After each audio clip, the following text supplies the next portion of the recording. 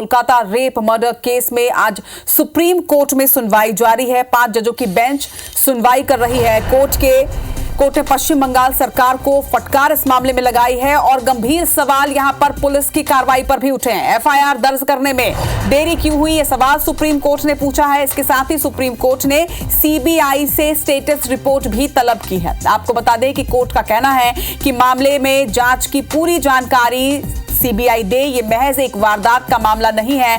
Doctors की सुरक्षा की चिंता हमें है। महिलाएं सुरक्षा से वंचित हो रही हैं लगातार और प्रिंसिपल ने इसे सुसाइड बताने की कोशिश की।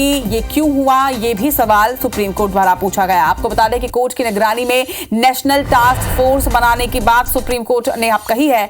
वहीं डॉक्टर्स की सुरक्षा की चिंता की बात उन्होंने कही। साथ ही ये भी कहा है सुप्रीम कोर्ट ने कि डॉक्टर्स हमारे ऊपर भरोसा करें। सुरक्षा राष्ट्रहित का मुद्दा है। Telangana, West Bengal of those who provide healthcare to others. The nation cannot await another rape or murder for real changes on the ground.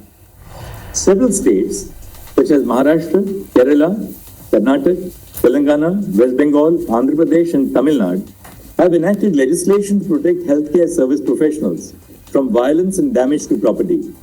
All these enactments prohibit any act of violence against medical professionals. The offence is non-bailable and punishable with 3 years of imprisonment.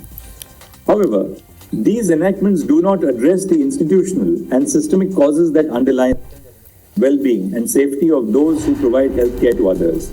The nation cannot await another rape or murder for real changes on the ground.